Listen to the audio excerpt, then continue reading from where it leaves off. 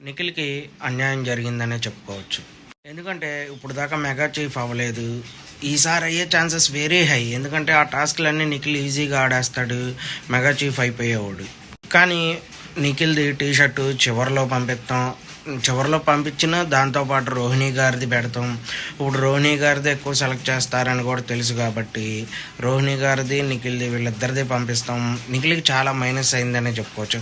నార్మల్గా అందరిది వేసినట్టు పైనుంచి విసిరేస్తుంటే ఈజీగా నిఖిల్ సేవ్ చేసుకునేవాడు, కంటెంటర్ అయ్యేవాడు. కానీ కొన్ని ఇలా చేయటం వల్ల నిఖిల్కి మైనస్ అయిందనే చెప్పుకోవచ్చు. ఎందుకంటే లాస్ట్ 2 సార్లు జరిగినప్పుడు కూడా నబిలను పృథ్వీ మనం గెలవలేము నిఖిల్ ఉంటే అని చెప్పి నిఖిల్ని అక్కడ తీసేశారు. కెప్టెన్సీ కంటెంటర్గా రానివ్వకుండా చేశారు. అలాగే అంతకుముందు సారి కూడా అలాగే జరిగింది. ఈసారి మాత్రం పక్కాగా అయ్యేవాడు. ఈసారి అలాగే జరిగింది. అంతకుముందు ఎప్పుడంటే సేమ్ నబిలను అవినాష్ ఇద్దరు కలిసి ఓడించారు. అక్కడ కూడా నిఖిలే మ్యాక్సిమం మెగా చీఫ్ అయ్యేవాడు. ఇప్పుడు కూడా అయ్యే ఛాన్సెస్ ఉన్నాయి. కానీ ఆ టీ షర్ట్ అనేది మాత్రం తర్వాత వచ్చింది. దీనిపై మీరు ఏమనుకుంటున్నారు కామెంట్లో జెన్యూన్గా మెసేజ్ చేయండి. చాలామంది వీడియో చూస్తున్నారు కానీ లైక్ చేయట్లేదు. కొంచెం వీడియో నచ్చినట్టయితే లైక్ చేయండి, కొంచెం సపోర్ట్గా ఉండిద్ది.